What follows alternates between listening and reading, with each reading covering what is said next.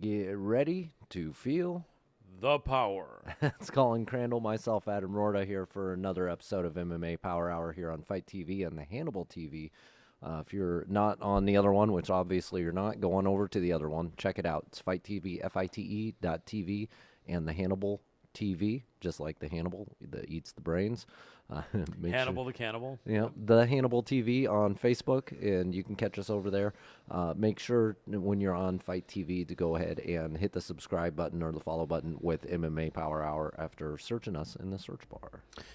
Absolutely. We appreciate. Wow, that was a big pop. Absolutely. We appreciate you doing that, and we appreciate our followers, friends, fans on both sources, Hannibal TV and Fight TV, and we're so happy to have you guys here.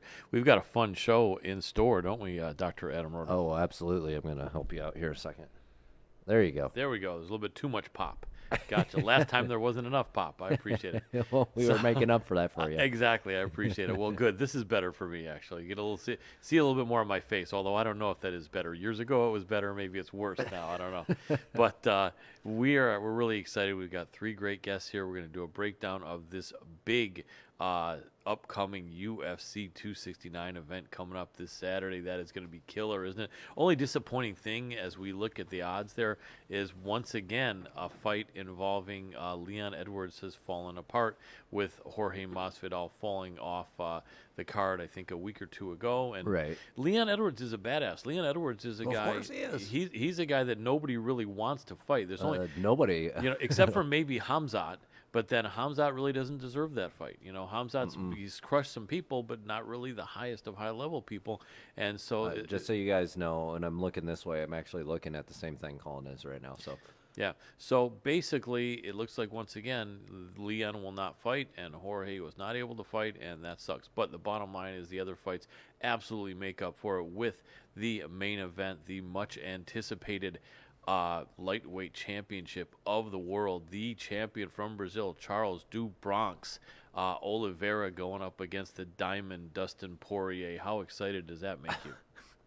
I can't even begin to say. We can't sleep between now and then. People are like, no, really, I can't. It's insane. It's like, who's going to win this one? Yeah. I think this is really one that we've all been waiting for, without a doubt. It's amazing. Who's going to? I am not going to pick.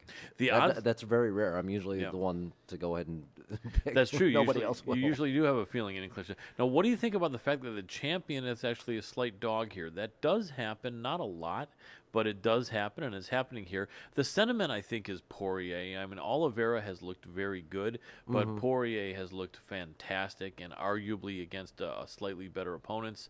And so the dog here, Poirier, is a slight favorite, minus 155, anywhere from 155 to minus 170. The comeback on the champ, plus 130, 135. That one's going to be amazing. Just absolutely cannot wait for that one. Do you think that's going to be a banger? Oh, hell yeah. Absolutely. You got two. All on their feet, you think, for the most part? You know, I don't think so, but it might be. Both guys are jiu-jitsu black belts. Both guys have hands. Arguably, and I'm saying that I hate to be redundant, but arguably or possibly the better hands to Poirier, actually with more power, but technique and just precision and chin and everything. Does Charles. Well, close. Do Bronx and Chin is pretty much equal, man. They're both absolute killers everywhere. This is an example of two absolutely true mixed martial artists that come in with all skill sets.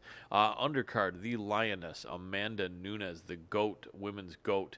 Not even arguably, everyone says that she is the women's GOAT, greatest of all time. I actually cannot believe how close they have these odds. Wow, you mean you think it should be even more of a crush? Yeah, I think it should be more of a crush. So the odds makers have it -9, anywhere from -900 to minus 1,050 for the champ Nunes. The comeback on Pena. Do you remember what the odds were when Nunes beat Cyborg? They were in favor of Cyborg. They were in favor of Cyborg. favor of Cyborg about the same amount. That's right. That's yeah. right. Could this be a replay? Most people don't think so. I don't think so either. Juliana Pena is tough. She is tough, but she's not the GOAT. No, it doesn't seem like it. It doesn't seem like so. This is gonna be interesting to see what she brings and if it can be competitive. She's definitely scrappy. Juliana Pena is very, very scrappy, and so she's gonna do her best. The fight below that.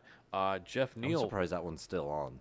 Yeah, because Jeff Neal was arrested on some domestic violence possibility charges, something like that. Yeah, I think he admitted to it right away. Yeah, so that fight may be off against Santiago Ponzinibbio, which would be unfortunate because Ponzinibbio is desperate to kind of get back in action after a few years off. But below that, we have Cody Garbrandt, Kai Kara France, Julian Paiva against Sean O'Malley, and other fights. I could ask our guys to scroll, but don't worry now because we're only about 2 minutes away. You could actually scroll up a little bit so we could see lower guys.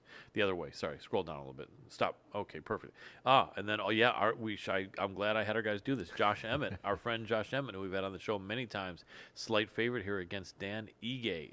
Pedro Munoz against Dominic Cruz. Heavyweights. Who do you think's taking that one? Oh man, that's so tough, man. I've always loved Dominic Cruz. He's toward the end of his career, I think, but he keeps reinventing himself. He's reinventing himself, and then when he pulls it off, it's like, oh, man, I was rooting for you the whole time, even though you put the bet on the right, other person. Exactly. That's not me, but that's what everyone else tells him. And then we also have Augusto Sakai against Tai Tuivasa. That's going to be a banger. Tell me that's going to go the distance. Not.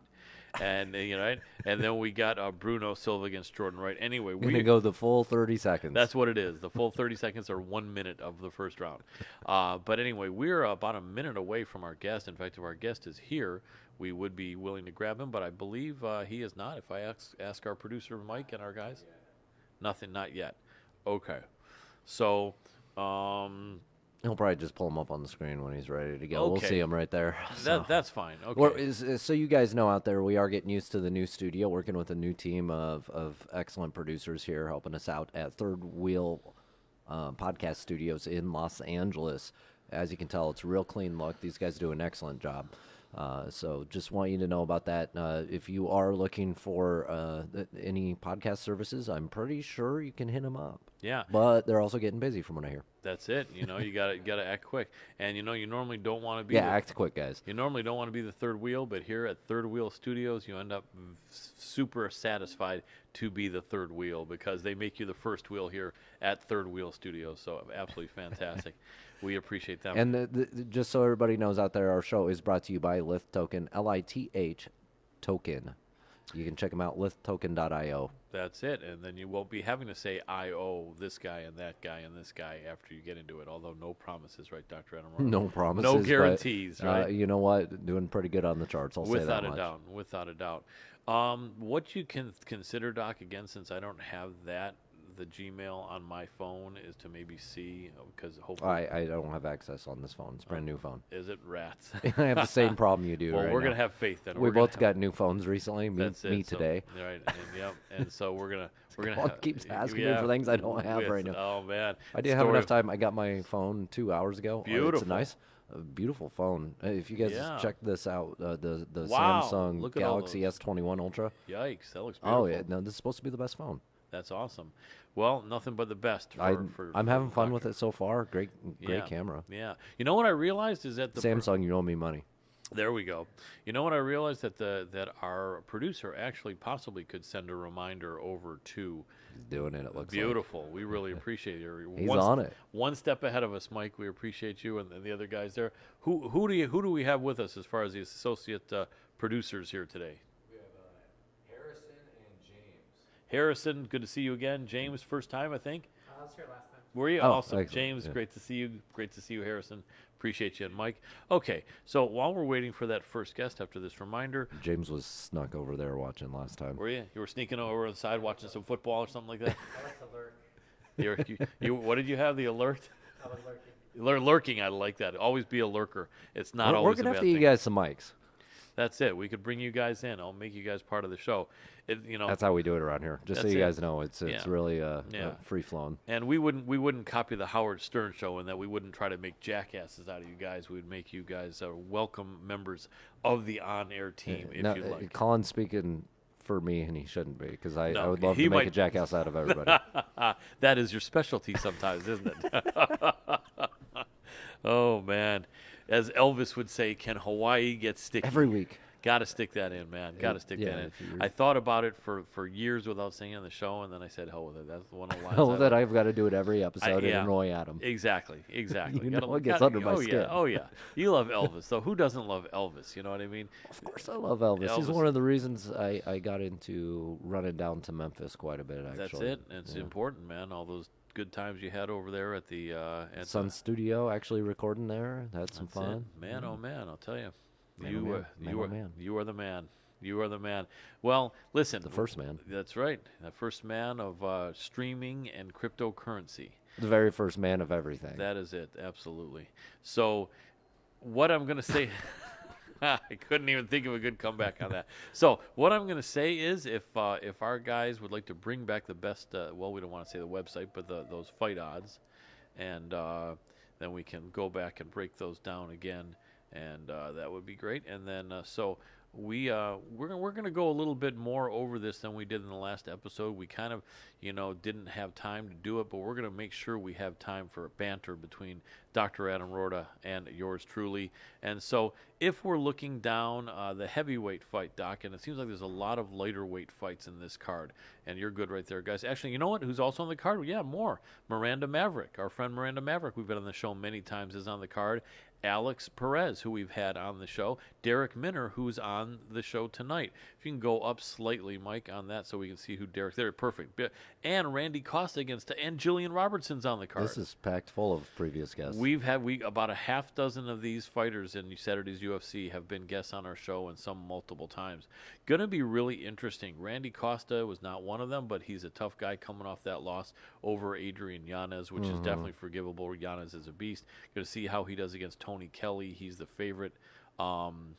Okay, and then they're going to go and contact that. So, what do you think about the heavyweight match? You got the Brazilian Augusto Sakai, Japanese Brazilian, really tough. He got caught in his last fight, but he was looking really good prior to that, going up against the man from the Outback in Australia, which is Tai Tuivasa, the man that does the shoey. If you guys don't know what that is, parts of Australia. Is that fight even still on? To celebrate, it should be. I think. Yeah, it is. Yeah, it is. Where you take a shoe that someone was wearing and you pour alcohol in it and you drink it down. So that man is known to do the shoey. He's done it after a couple of his wins. Well, he is a little bit of a beast. I am going to say that much. Tough dude, a lot of fun, and he always starts his fights out with that 1892 John L. Sullivan boxing stance like that, and he's definitely a character, and so that should be an interesting fight. The odds makers, I think, have that pretty close. Let's see if we can see Tai Tuivasa against a little bit the other direction. Perfect. Thanks, guys. Actually, wow, odds makers have that almost a pick 'em, or actually pretty much a pick 'em on most websites, with maybe a couple websites slightly favoring the Aussie Tai Tuivasa. Any feeling in that? That's so hard to call, isn't it? I mean, it just. Really depends.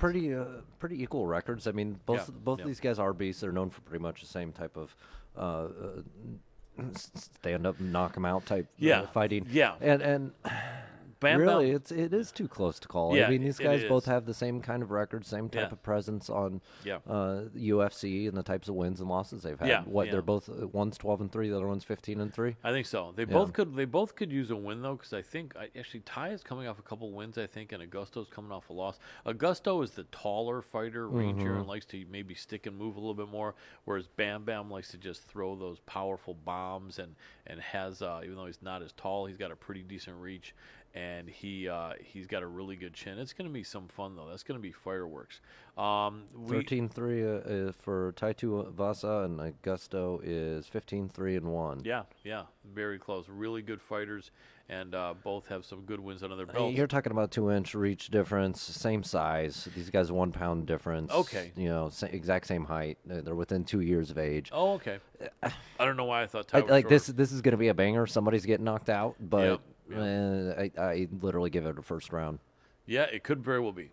So you I can would see it go the distance too if they decide to make it a boring fight and just Yeah. stand back. It's hard to because- imagine with these guys. The good thing about these guys, and they're both pretty young. I think Ty is still in his 20s, and Augusto maybe very early 30s.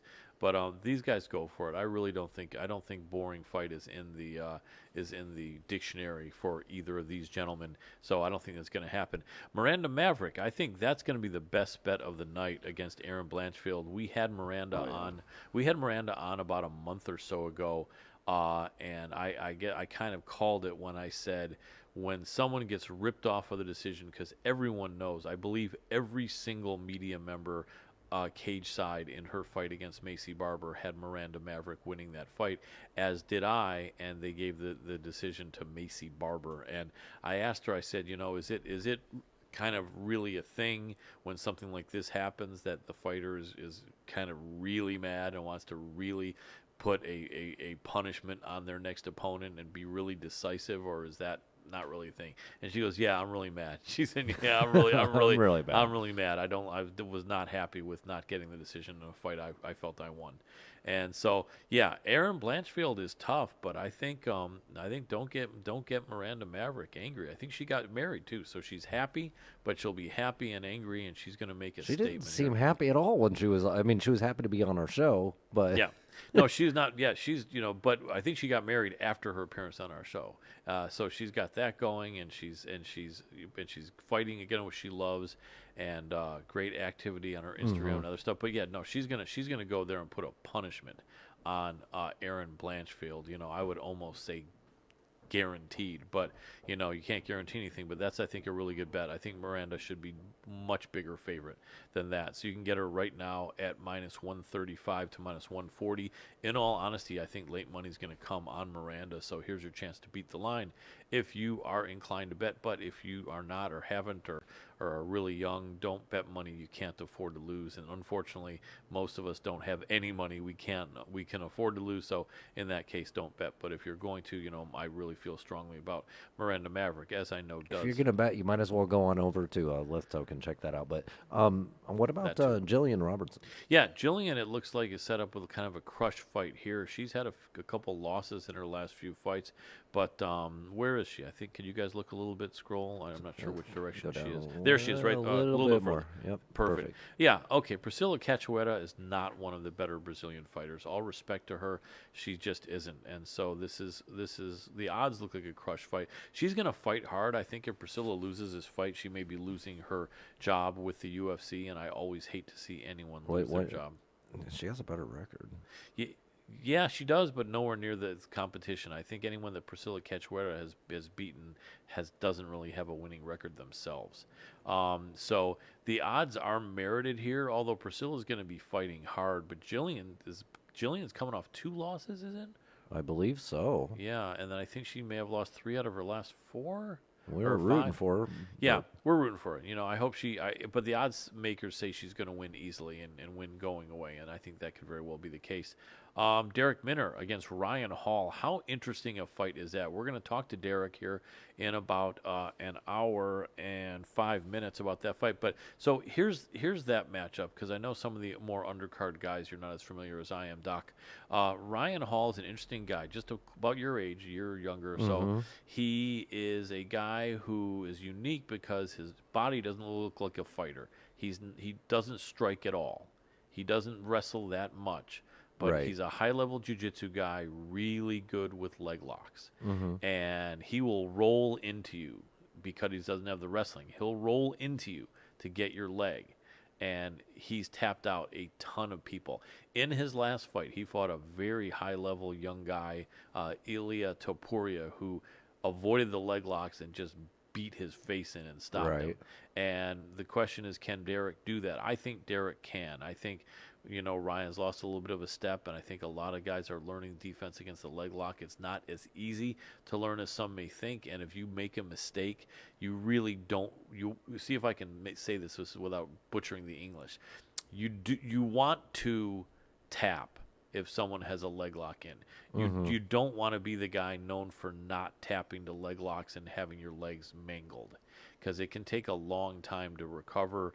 and you may, if ever, you may be like possibly permanently screwed up if your leg gets torqued enough. And Ryan Hall is just that guy to do it. So, but he is the guy to do it, and he's one of the few guys that he's one of the guys that nobody wants to fight as well. Right. Because of those leg Right. locks. Even though the last fight where he did get smashed by Topuria, that may give some people some more confidence. He's a nice dude. He's unique. I know he has I think he has like a speech impediment and kind of a little bit of a nervous disorder, which also makes him even that much more heroic a dude to be fighting at a high level. He's just a unique guy, and always cheer for him. But Derrick's been a guest before. Derrick's a great guy. They have a great team over at Glory MMA with James Krause and all those other killers, and I think he will be able to do it. Here the odds makers are disagreeing. The odds makers are feeling that Hall's going to catch him.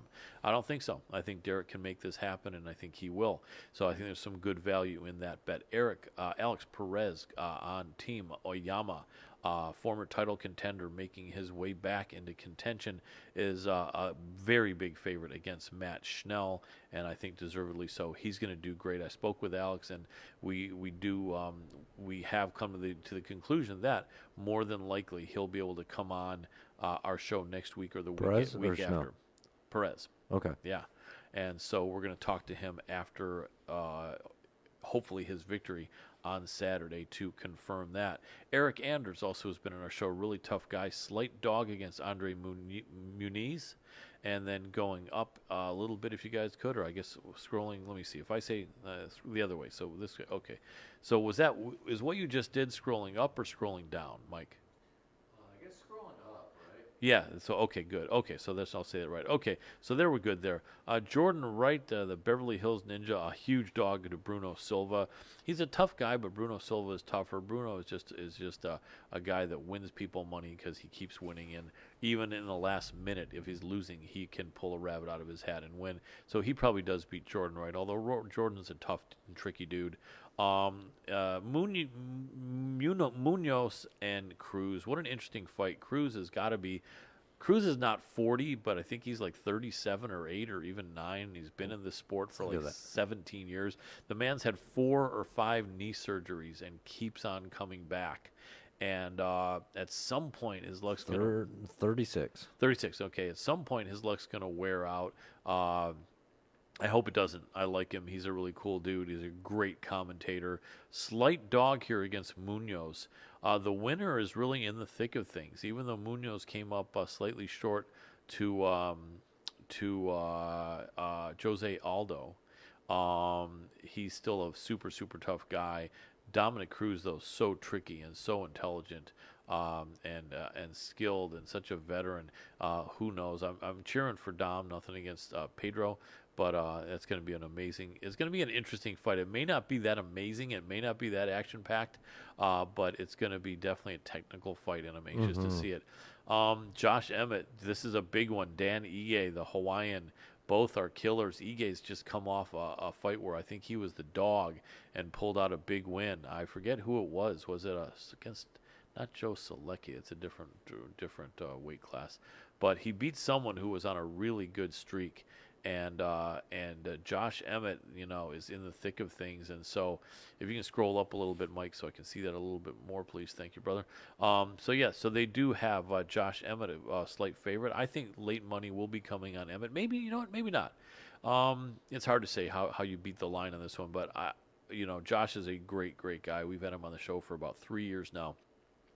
And about 5 or 6 times, and he's just a super, super cool, genuine, sincere dude, a family man, a hard training guy, gritty wrestler, and I think a win over Ige, people have to start talking about him in the top 5. I think he's just outside the top 5 right now, and Ige is also like top 10. So this is I'd say everybody's been saying he's a top 5 fighter for a while. Yeah, I think so. And then he's had to deal with some injuries. He is in his mid-30s. I think he's 35 or 36. So he can't, he can't afford a loss. And Right. he can't afford any more time wasted. Now, he hasn't been the one wasting time. So I should say he can't afford any more time going by where they don't give him a fight. And I think that basically winning this fight will basically put him in a position where he will be talked about with some big names. Like I say, this is the best division in my opinion. I know a lot of people love 155 lightweight and a lot of people love 135 bantamweight. I love both those divisions in the UFC, but 145, as you know, Doc, I've been saying is the division. The names in that division: Alex Volkanovski, Max Holloway, Brian Ortega, Giga Chikadze, No, I think Josh this totally Emmett, is. Dan Yeah. Ige, Calvin Cater, Yair Rodriguez, Zabit Megamed Sharapov. I mean, this is absolute freaking animals. Each one of them could beat the other one on any given day. And you saw that I talked up Yair a lot in that Holloway fight. He didn't come out with a W, but did he come close? That was they made Holloway like a 5-1 favorite. It looked like even when they were in there. Am I right? That looked like an even fight. Yair Rodriguez, don't sleep on that guy. That guy is an absolute beast. Anyway, Well, I wouldn't sleep on 90% of these no, guys. no, they're killers in the featherweight division. And so Josh Emmett, I can't wait for this fight. It's going to be a banger. I don't think this is going to go to the ground unless Josh wants to take it there. And if Josh wants to take it there, he can take it there. Let me ask you about this other fight you see right above that here. Yes. What do you think of Sugar Sean? So it's interesting. Raulian Paiva coming off that big upset over the man they call the Matrix. And I can't believe it. Kyler Phillips. I was going to say I forgot his name, but I didn't. The Matrix, Kyler Phillips, was 3-1 favorite in that fight, and Raulian, with a week notice, came in and beat him. Raulian is, where the heck is he training? I forget where he's training. Is Raulian at Alpha Male? I don't know. Raulian is somewhere in California, I'm pretty sure. Double tough guy. Dog here, they think Sean O'Malley's going to piece him up. Raulian at one point was a flyweight, and now he's a bantamweight, so he's probably a little bit of a naturally smaller guy, but double tough guy. Sean's a tough dude, though. I don't know. I mean, put it this way. If Raulian loses, we may get to see Sean O'Malley versus Adrian Yanez. And that's a fight people want to see. In fact, that's a fight a lot of people say Sean O'Malley wouldn't want, because Adrian Yanez is just a killer, man. And I'm not saying Sean isn't. Sean will take anybody, though. Probably so. But I would say he is the next McGregor in the way that he carries himself. He claims to be the next McGregor. Well, he's got Irish in him with the name Sean well, O'Malley. yeah. He's got a little Irish, He's not, Irish Well, blood, but that's right, Irish American. Yeah, like exactly. My ex roommate from Ireland used to say everyone's here calling themselves Irish, and they've never even been to Ireland, much less lived there. You know what I mean? But it's your background, and that's cool. Irish people are awesome.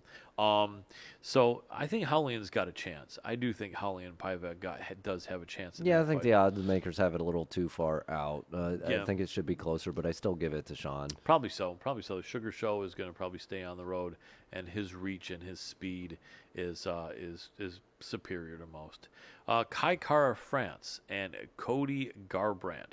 Kai Kara France out of the Aussie, the New Zealand team with Izzy City Kickboxing, and he is a beast. He is their lightest weight member over there. Brad Riddell, a big favorite of mine, just lost in a tough fight against Rafael Fiziev.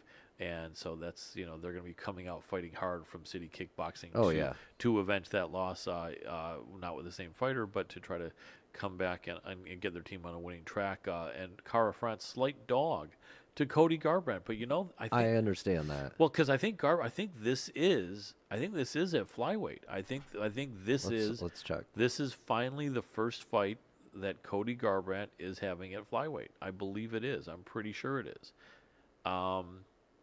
And I think people feel that that's going to be the trick. I mean, we all saw Jose Aldo Jr. Drop from featherweight to bantamweight and pretty much revive his career and reinvent himself in just a really killer way. And so I think they're feeling the same thing for Cody, that maybe just the guys were a little bit too big for him at bantamweight. And that may be the case. I tell you, though, it's going to be a close fight. Don't count Kai Kara France out in that fight. Anyway, one thing we haven't mentioned, and I don't know if it's an elephant in the room, but it looks like our first guest did not show up here, which is really unfortunate because we had it confirmed, and it is what it is. Well, Well, some people love our banter, so. Yeah, exactly. We're hopefully you're enjoying that, and and we will find out what went on with the champ, Bibiano Fernandez, that we did advertise was going to be on, and it was guaranteed he would, and then he hasn't shown up. So we'll figure that out. Anyway, Kai Kara-France against Cody Garbrandt. We already talked about that. Should be. I don't know, Adam. What do you think? If coming down in weight isn't always the answer. When you wrestled in school, did you ever go to a lower weight once you had been at a higher weight, or Absolutely. And did it ever? I dropped 2 weight classes. Oh wow! Did it turn out to be a good move?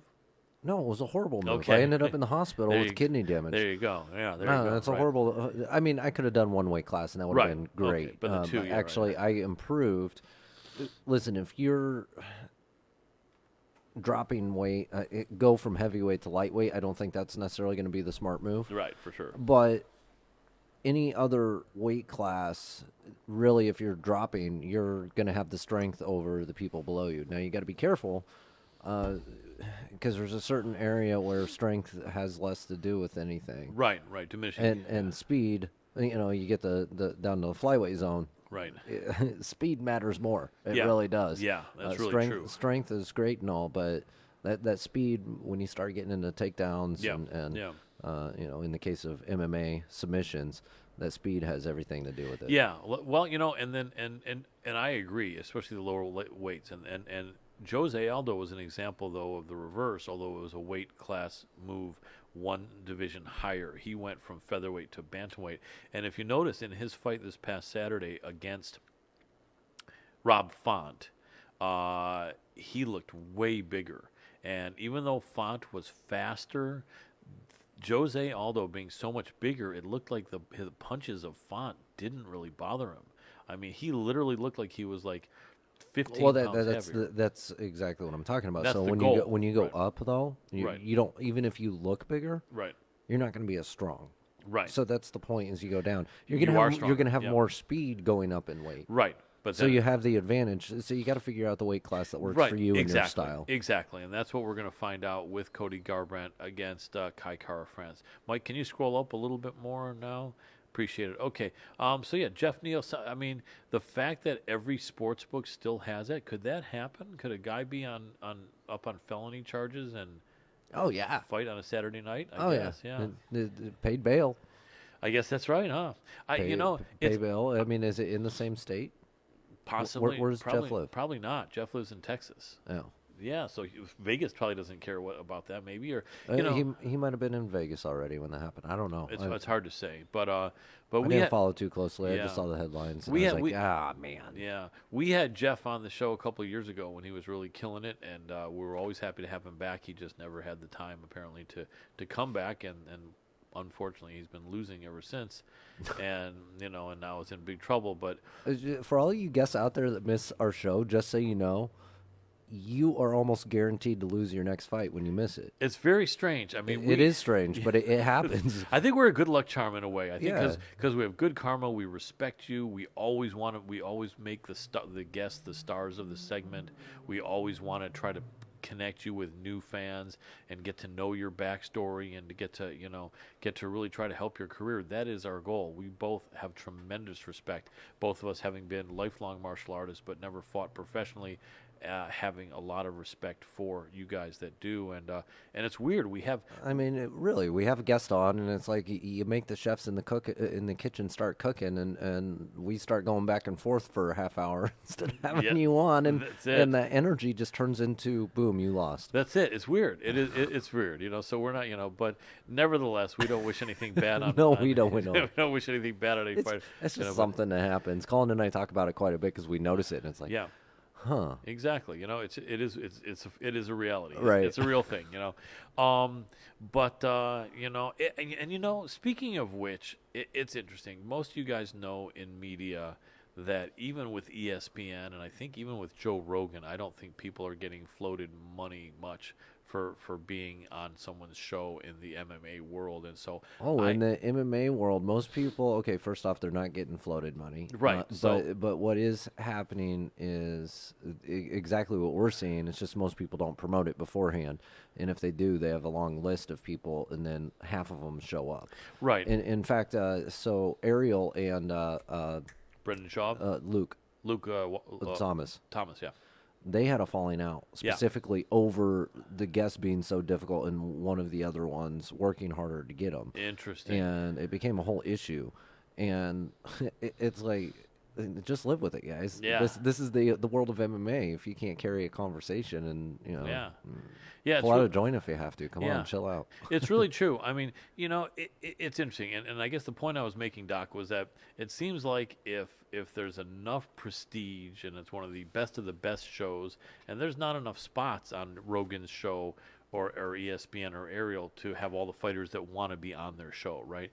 And even there, sometimes people don't show up. But what's frustrating to me is other good shows like ours, people know they're supposed to be on. People know they've made a commitment, and basically something happens where they stub their toe, or their brother-in-law or their brother-in-law needs them to give him a ride to the barber shop, and then they go, oh darn it, I can't make my commitment. And it just and it pisses me off. I think I have a right to be pissed off. Right. It's you know what I mean, because it's like my dog got diarrhea. I'm sorry, man. Right. And I'm an older dude. I'm Generation X, and I'm not putting down you millennials. I think I'm in a room full of most millennials who are 41 or under. But in Generation X, it was like, dude, you don't keep your commitment, you're considered a scumbag. You don't show up and keep your commitment, you're considered someone that no one wants to deal with. But it seems like a lot of millennials have twisted that to be like, oh, just say I flaked. Who cares? You flaked, you don't show up, deal with it. And I don't like that. And I'm not trying to say every millennial likes that. I know Adam doesn't like that, and I don't think our producers like that either. And I just think, you know what? I feel like saying to people, how about do care about your commitment? Well, yeah, Colin, you know what? Most generally in life, people that do care about their commitments, they get somewhere. And they have more money in their bags. Right. So yeah. So it is what it is, but it just it doesn't make me it tends to go that way with these fighters as well. Yeah. When they make commitments, they keep to them. They tend to be the ones that have more success, more longevity with the success if they do get it still. Yeah. Exactly. So exactly. And so that's just it. It's a different game. If they're going to commit to this, they're going to commit to their fighting. Right. Right. And now sometimes a fighter has had a great career already, like our first guest. He say, "Well, I've already had a great career." So no offense to anyone, and I'm not trying to throw anyone personally under the bus. There's a lot of generalities going around right now, but it's just a reality. Yeah, it is a reality. It's just what I mean. I remember one time, I was doing a job and I promised someone I would go buy some merchandise in the morning, and I had stayed up all night. I could barely see. I was so tired. Every muscle in my body hurt because I had been doing my jiu-jitsu and then working at a desk for 20 hours straight. I could have gone to sleep. And told them the next day, sorry, dudes, I had to sleep. But I said, no. I said, you know what? I'm going to stay up. I'm going to not get any sleep. I'm going to drive 30 miles to go pick up that order and pay that person because I gave my word. Right. And I feel like those of us that would do that are becoming fewer and fewer. Much fewer. Like. And it doesn't make me happy. We need to reverse that. We need to say, you give your word, you keep it. That's quite the rant. Thank you. Yeah, it is. I think the rant. I don't even remember a time when I've looked in the camera and looked at it, and right. I agree. So I can be a dramatic actor. Those of you tuning in to Colin's rants and my encouraging it, make sure to hit up our social media. Yes. It's at MMA Power Hour. Give us likes, comments, shares. tweets, retweets. We love it all. Thank you in advance for that. We really appreciate it. Yes. Speaking of tweets, for those of you who missed Donald Trump's mean tweets, Adam and I can start mean tweeting if you guys want us to. Just tell us what you want us to tweet, and we'll start tweeting some mean stuff. I don't know what the hell I'm talking about. Never mind that. Throw that out. Cut that. We don't cut anything because we are live, as Bruce Buffer would say.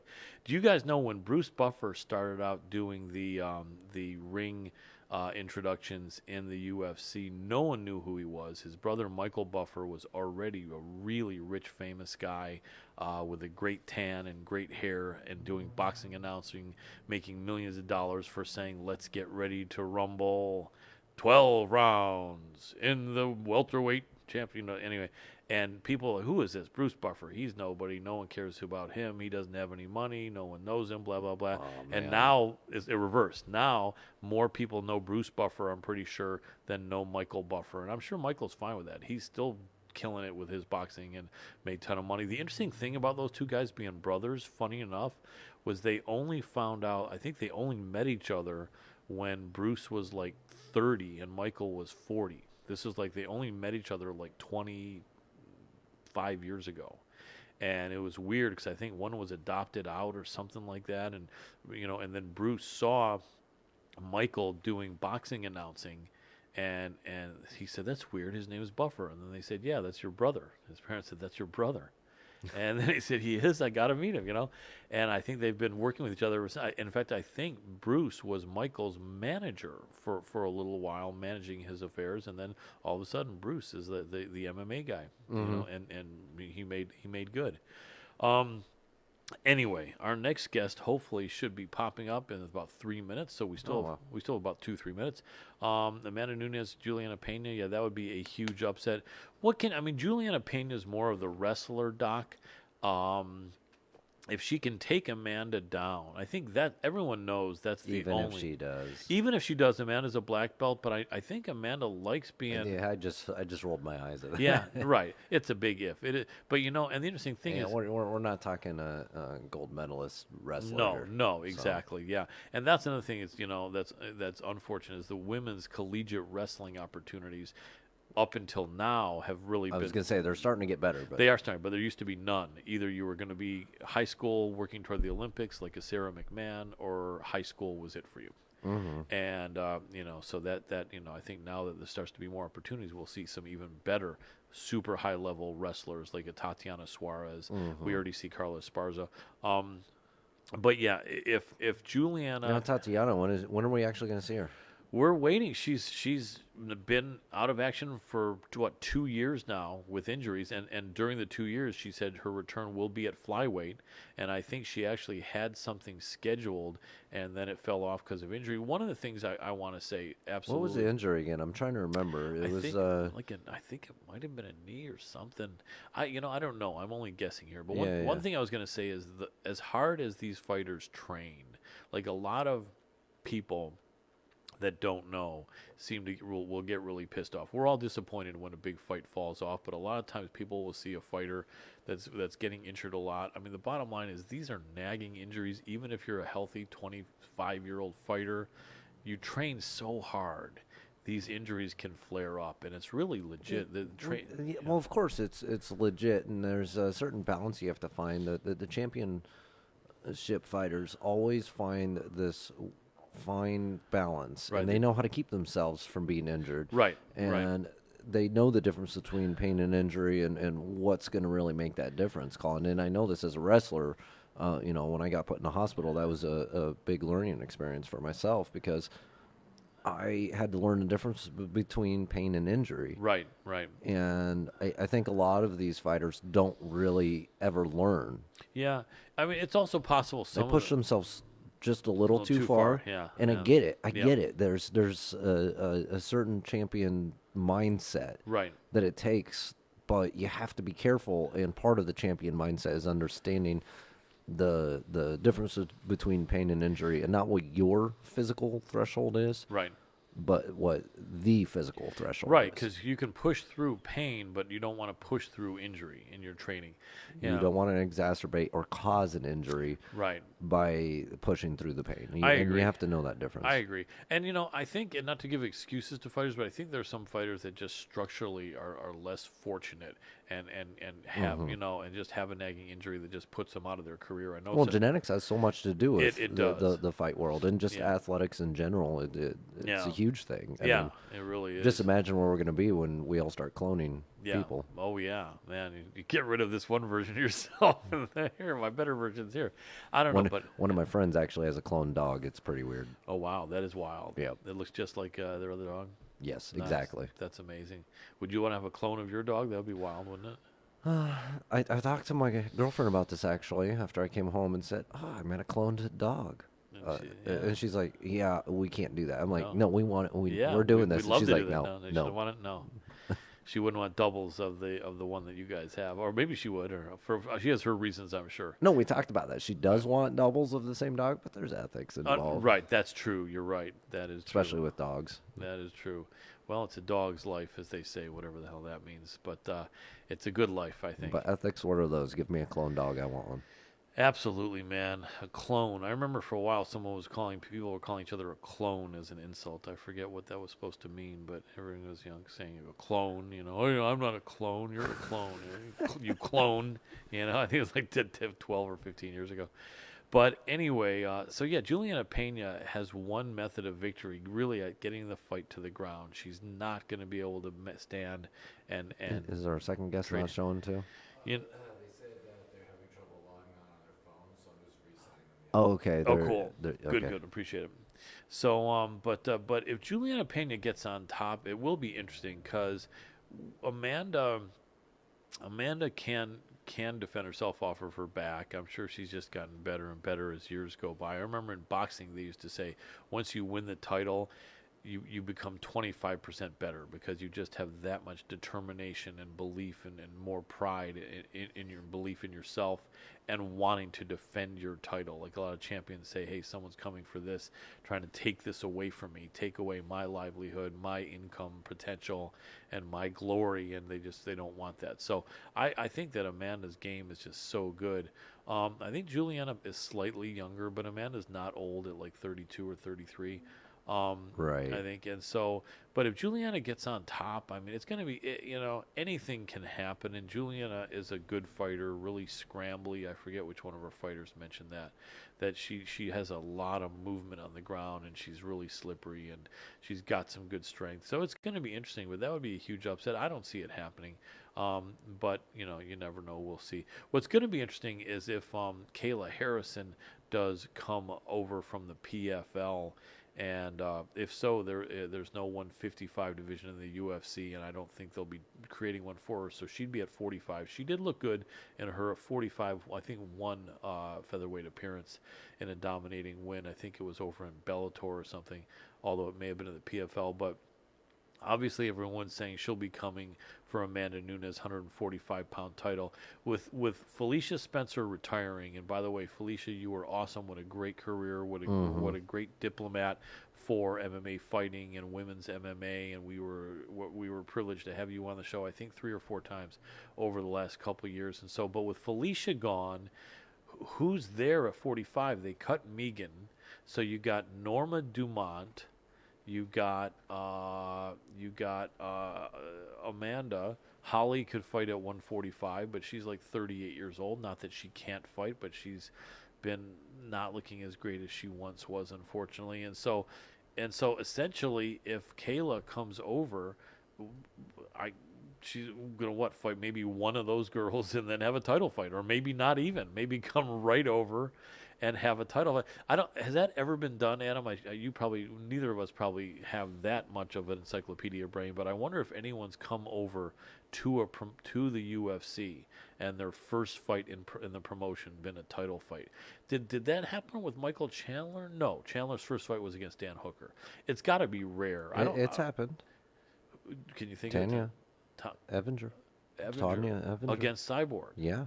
Was that her first UFC? I think it was. It was. It was. Okay. So And then they did that with Yana also, didn't they? Yana Kunitskaya? Did she I go? think they did. Did she go? Was her first fight against Cyborg also? May have been.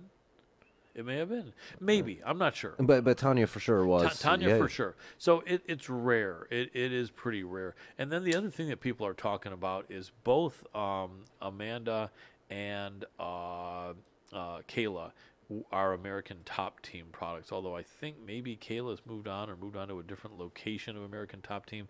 A lot of people look at it and just make a blanket statement. Well, they were training partners, training every day, every month, every week, every year. Apparently, that's not the case. Apparently, from what Kayla said, is that Amanda was never really that super interested in training with her, and Amanda was aware she was a threat that could be in the UFC one day, and that they really didn't spend much time training with each other. That and makes sense. I think I believe that. I think of course. I think I do believe that. So, but they probably were aware of each other there. They saw each other around, but they're not buddies. They didn't train with each other every day, and and I think that'll be a great fight. Do we have our guest there? Yeah, he'll be in 1 second. Okay, excellent. I was gonna say I see you flashing down there, so he's working. Cool. Appreciate it. Appreciate that work. But so that will be interesting. Adam, if you had to predict in 2022, A, will Kayla Harrison be in the UFC? B, will she have had her title shot by the end of next year? And C, will she be the new women's UFC featherweight champion? No, she's not gonna be in the UFC. She's not. Oh, wowie. Okay. So The reason is because PFL is doing a lot to keep their fighters over there. They're building up a lot, and they have a lot of money behind them, apparently. okay. You can really see it. They have a lot of money that they're willing to throw at a dartboard, so I don't think it's going to happen. Okay, absolutely. Do we have connection? Excellent. And there we go. Alex, can you hear me? Yeah, what's going on, guys? Can you hear me? Yep, we got you. Really appreciate you, my friend. Let me give you a proper introduction as we're live. Ladies and gentlemen, super excited to have this next guest back in the show, coming off an amazing win in last Saturday's UFC, Aldo versus Font. As a headliner, we're talking about the man from Texas called the Great White, Alex Morono. Welcome back to the show, Alex. Yeah, hey, thanks for having me. My pleasure, man. I really appreciate you coming on. That was a really, really good performance. You had a tough guy there. Wasn't that a short notice fight for both of you, or am I mistaken? No, it took a little bit of time for the fight to be announced. I had been given maybe like 7 or 8 weeks notice, but I was renegotiating another contract with the UFC, and that took a little bit of time. And then for whatever reason, it took a couple of weeks for them to announce the fight. So we both had full fight camps for it. Okay, very cool. And people expected that it would be a good fight. You were favored to win, but everyone knows Mickey Gall is a tough guy. He had improved. May I ask, what was your opinion going into the fight as far as what you thought Mickey would bring, and then what was the same or what was different about what you found by the end of the fight? Yeah, that's a good question. I had a hunch he would try to display a little more striking, just because he's known for like shooting doubles and taking the back and going for rear naked chokes. I was really hoping we'd grapple. I didn't really know that I wanted to grapple in this fight, but I had just done so much offensive grappling in preparation for where I thought the fight would go that I was just having so much success being offensive in training. And once the fight was over, I was like, man, I kind of wish I was able to use some of that groundwork that I'd done so much work on. But I had given myself effectively like a three-step, kind of a game plan to get the fight where I thought it would go. Step one was like, be defensive, because in his last fight against Jordan Williams, he had landed and dropped him with a couple of right hands. So I didn't want to get hit with anything wayward. So like, number one was like, be defensive. And then number two was like, find my range and use my jab. And then the third step was, so long as I was defensive and jab and range heavy, was to make him shoot. And then like when he would shoot for his doubles, that's when I was looking for some of my punching combinations, or especially like flip the switch to the offensive grappling. But I never got to step three. I was able to just maintain range and really utilize my straight punches and my jab so well. I didn't really have to get, too deep into the game plan. And, usually, I'm a little lumped up, man. I really have no damage. I did jiu-jitsu pretty hard tonight just for fun, just to sweat. Man, I got no bumps or bruises with the exception of couple of swollen knuckles. That's awesome. I mean, you couldn't ask for pretty much better. And your dad was there, so how perfect is it to have a great performance where your face doesn't get smashed up for your dad, right? Yeah, that was awesome. Yeah, he always just wants me to not get hurt. He's never like, go out there and kill him. He's like, I hope you're okay after this fight. But historically, I usually don't take too much damage, and the damage I do take usually wear pretty well. But now he was really happy. He's a lot older. He's been in better shape in the past, and I just I know that's probably his last time ever traveling. Oh wow! And just we had such a great experience, man. The UFC really did a lot to accommodate everything, and we both just had such a fun weekend. It was awesome. That's awesome. I love the backstory that you said that your dad would be watching the UFC like on VHS tapes or whatever, and when you were a kid. Tell me about that. So yeah, it was when it was on Spike TV. Okay. He would always like be in the living room. He liked to bet on the fights. He really liked watching MMA. And I was young. I was like 14 or 15, so I was just starting to pique my interest. But he would always like call me over and he would like explain who the fighters were. It was like Randy Couture and Chuck Liddell and Forrest Griffin and all those guys. And I remember just like sitting and watching the fights with them and enjoying them. When you bet on the fights, you're a little more into it. Yes. So he was always really into it. Yep. And I'll never forget the conversation once he was like, man, because it was one of Forrest Griffin's like, few headlining fights. And he was like, man, the UFC's, they're going to need more fighters. He's like, they're going to run the fighters they have thin. And I was like, yeah, you're right. And I just, we never would have expected 15 years down the road for me to be in the UFC and be 15 fights deep. And it was just, really cool. Him piquing my interest in MMA is what did get me to start training way back in the day, back in high school. And it's just led down such a fun, successful road. Absolutely. Did he ever confide in you? Did he have tremendous faith that it would happen? Did he think it was like a long shot, but he wished you would try? Did he think for some reason that you would have a good chance to do it? Did you ever ask him like what his thinking was about, what he really expected that you could do as far as trying to get to be a UFC fighter? You know what? I've actually never really asked him. I'll ask him that question. He was always very supportive. And I would always set such immediate goals. When I first started training, I took like some amateur kickboxing matches and some, jiu-jitsu tournaments, and that turned into amateur MMA. And then I won like an amateur belt, and then I went pro, and then eventually I got a pro championship for Legacy. And, I think we both kind of knew it was a potential possibility, but I don't think either of us really had any expectations, not good or bad expectations, just no expectations. So every time I got big opportunities in main events and televised fights, it was always just a really cool opportunity and experience. And I always trained my butt off and made the most of them. Had a lot of success. Absolutely. Sorry to interrupt you. Did he ever make his way over to see you at Fortis or at your school, Gracie Baja, the Woodlands? Yeah. So, I was at Gracie Baja, the Woodlands for a very long time. We had, the old facility that my coach had opened back in 2007. And then back in 2012, he had left and I'd kind of taken over. And then around like 2014, 2015, I had become the owner. And then just last year, at the very end of 2019, beginning of 2020, right when freaking COVID hit, we'd actually moved into a much, much larger location. Oh, wow. And my oldest brother, he runs a company called MX2 Interests. It's a web design and SEO. He's become very successful. So he started buying commercial properties. And he and my dad, bought a big property where I opened my gym. So not only has my dad seen me teach, he actually helped me build the gym out. And I work with them with the property. It's awesome. It's such a cool experience and relationship we all have. Absolutely. That's a great thing, man, to be able to be with your family and work together and have a similar interest. Now, when your dad was in a little bit better health years ago, did he ever want to come and try out some jiu-jitsu or try some boxing or kickboxing, or was he kind of a little bit too old even though he was... So he was 36, I think, when I was born. Right. So I was the youngest of 3 kids. So no, when he was in high school, he wrestled and played football. And then right after high school, he was like an assistant football coach up in New York. And then like in the mid 80s, he had moved, down to Houston, Texas, where we're at now. And he ran his swimming pool company for, his whole life. He just recently sold it and retired. But no, I was, he was a little bit older to be, doing like martial arts with me, but he's been to, a lot of my fights. The only fights he's not been to have been like the overseas fights and then the fights in the Apex, before they allowed to have crowds, but he's always been super supportive. and kind of just, watch me do my thing. But no, we've not been able to train together. That would have been cool. Definitely understandable. Your brother, the businessman, does he do any training?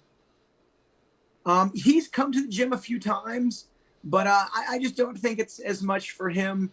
He exercises. He actually has a big property in Tomball, a big ranch. So he's always outside, like taking care of his horses and mowing the grass. That's where he gets most of his exercise. Right. But no, he's come to the gym and I've held pads for him and we've grappled and stuff. But no, he's more of like a workhorse than anything else. Makes sense, because an older brother. I'm the older brother, and when you're the older brother, if your younger brother isn't a professional fighter, you probably feel that for the rest of your life you could beat up your kid brother. And I wonder if anyone like in your brother's position still has that fantasy. Well, I could probably still beat up Alex if it came down to it, or do you think he's a little bit more realistic about that? No, about maybe 6 or 7 years ago, it was on Thanksgiving and he was like a little tipsy and we were kind of having fun and he got into like a wrestling stance and I was like, all right. So I grabbed him, I pulled him into my guard and I armbarred in like a few seconds. And then we did it again and I pulled him into my guard and I triangle choked him real quick. And he was like, all right, there's no more. I'm never going to mess around with him again. So right, exactly. That's cool. That standard was set years ago. Good, that makes sense, because you got to have the respect that even though you're the same blood, you've trained your butt off for thousands of hours and he hasn't. So it definitely makes for a big difference. So when you're training at Fortis and then you have your jiu-jitsu school, which is Gracie Barra is exclusively the jiu-jitsu and grappling, or are you having some classes for MMA, which include wrestling and striking there? Oh, no, we have a huge gym. I have several fighters under me. Ricky Tercios, he just won the Ultimate Fighter. He's one of my guys. He's actually like one of my coaches at the gym. Right. I got another guy, Jake Heffernan. He's 8-3 as a pro. My striking coach works with a bunch of MMA guys. We have a huge kickboxing program. We got a couple amateur kickboxing champions at the gym. I mean, our gym is a competitor's gym. The jiu-jitsu program's, tremendous. And we got a lot of good black belts, a lot of good competitors. But we have a lot of kickboxers and a lot of MMA guys. We're a very well-rounded, very diverse gym. Very cool. But you still like, I think, the coaching and the camaraderie of the friends you have at Fortis. And so there's never any problem. Like, is there any expectation at Fortis that you'll be there a certain amount of days per camp or a certain amount of hours as opposed to spending it at your school? Or are they really flexible with that? Yeah, Coach Safe understands I have a business trainer and a family here in Houston, but like, when I'm in fight camp, I am up in Fortis, 6 or 7 times, weekly leading up to the fight. And like my boy Ramez Brahima, he's fighting Court McGee mid-January. I told Coach just as soon as I'm 100% ready to go, then I'll give him a schedule and I'll be making it up to Fortis to give Ramez some rounds.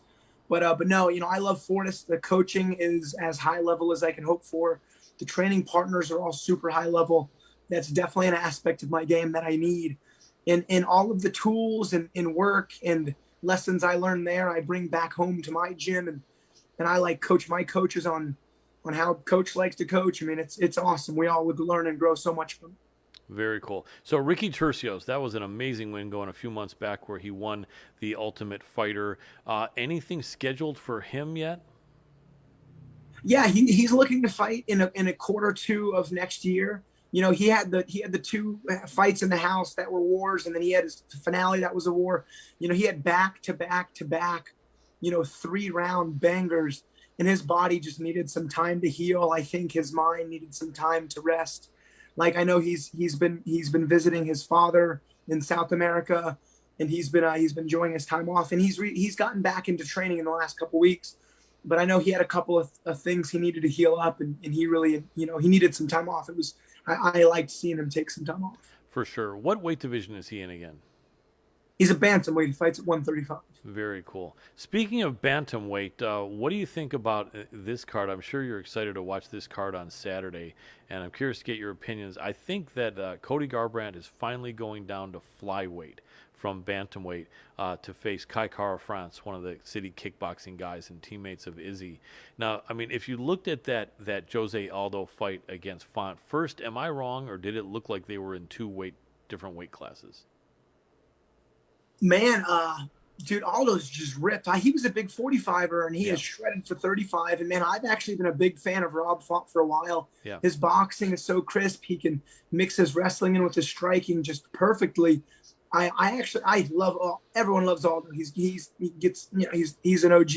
He's a killer. Yep. But I thought Rob Font was going to be able to touch him up with his jab. But man, Aldo just brought the thunder in that fight. That was really impressive. Yeah. But yeah, I mean, they're actually both pretty big bantamweights. Rob Font was a little bit taller, but Aldo was just shredded. He just looked, he looked big. It looked like Font couldn't hurt him, and that was starting to get a little bit discouraging to Font, and he fought really tough. But Aldo, man, it's just like a cat with 9 lives. Speaking of which, though, the Garbrandt fight, I mean, Garbrandt is a guy who he's a tough guy, and he keeps on coming up short. And I know that sometimes going down a weight class or changing a weight class can be the answer there. Aldo was kind of having that same thing, and he really reinvented himself when he came down to to bantamweight. But what do you think, if you had to predict? Cody Garbrandt is actually favored over Kai Kara France, and I don't know. Do you think at flyweight can he be comfortable at flyweight? And what would your expectation be, or prediction, if you have? So yeah, I got the Tapology page pulled up on my PC right here. So right now, and I'm looking at Tapology, they actually got Garbrandt at plus 150. So he's just a slight dog. Oh really? Let me look at Kai's page. But I mean, yeah. I'm sorry. No. You were right. He's a favorite. Kai is the plus 150. Right. Yep. 150 dog. But yeah, that's a good fight. Garbrandt's got some serious power. But man, Kai Kara France, he's fought some really good dudes at this weight class. We'll see. I'm actually really curious. Cody Garbrandt's always fun to watch. Like, I know people give him crap for it. His fight against Pedro Munoz, when you choose to plant your feet and just exchange punches, I mean, you're gunslinging. I got mad respect for that. It's not the smartest thing to do by any means, but like, as a fan, that's the coolest thing you could ever hope to see. And I've always rooted for Cody Garbrandt. He actually trained with Ricky when Ricky was in Sacramento for years. Oh, wow. So I've always rooted for the alpha male guys. And Kai Kara France is cool too, but I'll definitely be pulling for Garbrandt in this one. Understood. And man, he had some serious knockout power as a bantamweight. I can only imagine now as a flyweight, but we'll see. I mean, we'll see how he does. I mean, Kai Kara France, he had that crazy fight with Brandon Royval. That was cool. Yes. But I mean, his only loss is to Brandon Moreno, and that was by decision. Yep. Other than the Royval fight. Right. So he's tough. Kai France is solid himself. Absolutely. May I ask, do you know if the fight with your teammate, is that still on with Jeff or no? Oh, 110%. Yeah, he's good to go. That article that they had released was actually like quite premature, man. It was not okay that they sent that. There was no hard facts on any of that. Okay. And like, the open carry law is 100% legal here in Texas. It's just weird that article, one, shouldn't have been posted until they got some more facts down. And two, Jeff's the man, and he's a beast. And I trained with him a lot leading up to my fight. Yep. And I'm actually very similar to Ponzinibbio. We're the same height. We got the same reach. We're both orthodox strikers who utilize their jab a lot. So I actually worked with Jeff a lot. And man, he was hard to deal with in the beginning of camp. Man, by the end of camp, he was putting it on, guys. I cannot wait for that fight to go down. Yeah. I'm very happy they got the main card spot too. Once Leon Edwards and Masvidal dropped off, they had bumped Jeff and Ponzinibbio up to the main card billing. So I'm happy he's getting that shine. Absolutely. And I remember we interviewed him a couple years ago. Seemed like a very nice guy. And yeah, I'm glad. Hopefully that. Yeah, Jeff's super cool. That's cool. Hopefully that junk will blow over, and it's good to know that could have been a premature and unfortunate negative article. But there's so much negative stuff in press nowadays with all this trying to cancel culture and I know. bullshit. It's weird. Yeah, it's a little bit much. Well, we only got about 5 more minutes with you, Alex, and so I definitely wanted to say I was impressed with your victory as always. You're putting a good streak together now, and I feel that like off of that win, I really got to believe that they got to start trying to give you someone with a number next to it, next to their name. Are there any people that you think could be fun fights for you, or is there anyone you like to call out, or just that you think might be good matchups for you? Man, there's so many good fights in the welterweight division. I mean, I'd love to fight like Randy Brown would be cool. A rematch with Nico Price would be cool. I couldn't imagine a name they would give me that I would not be happy with. Right. So man, I'm honestly, I'm waiting to hear. After I beat Zawada and Cowboy on short notice, you know, my coach was like, "Hey, Morono, we got a fight for December." And I was like, "Cool, coach, who?" And he said Mickey Gall. And I never would have expected that. Every time I have like a hunch who it's going to be, it's always the opposite. So I'm just the UFC has just done so right by me, even renegotiating into this contract.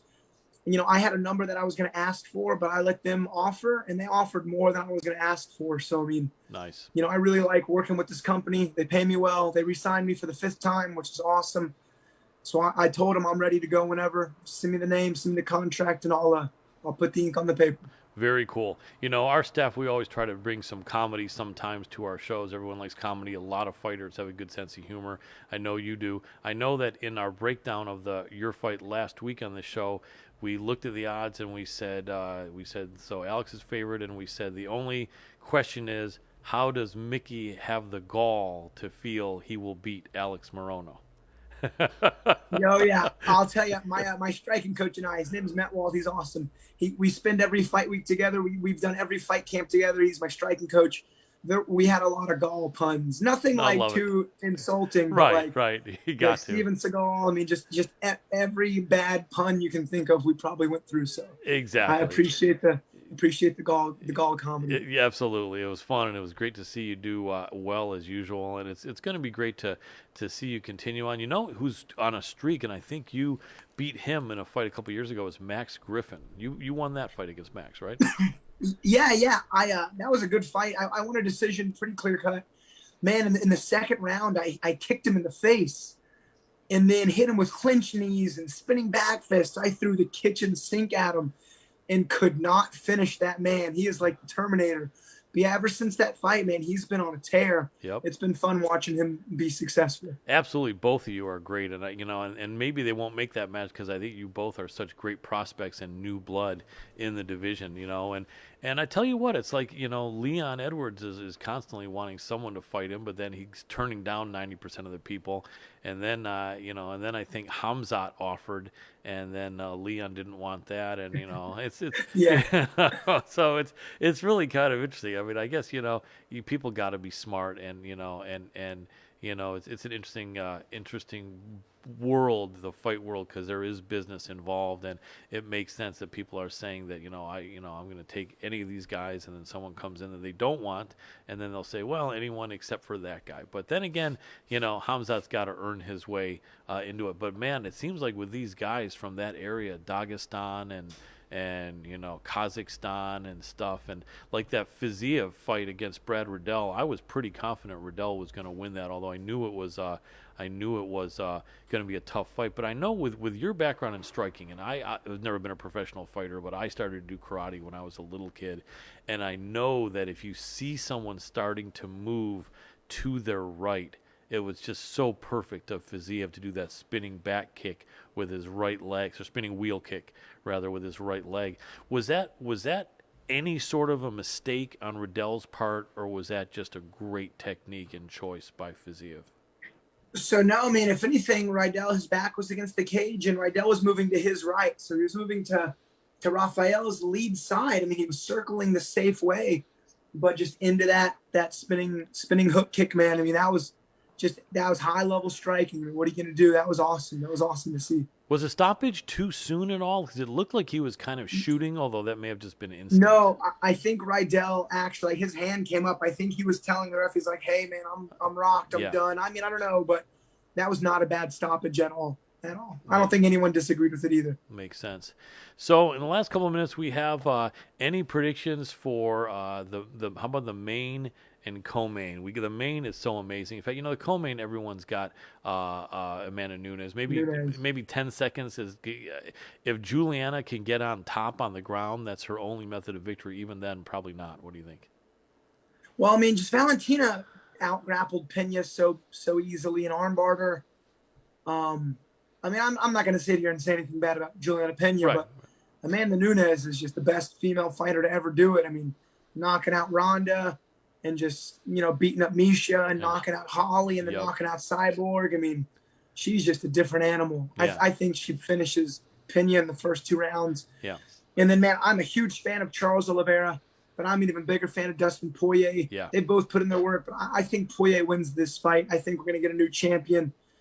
And then I think all the contenders who follow are going to be just killers, and Gaethje and Islam and Dariush and Justin. I mean, and just all those guys. That's the lightweight division is my favorite division to watch. Absolutely, and that's one division below you. You know, we've had Beneil on the show many times. He's a great guy like you are.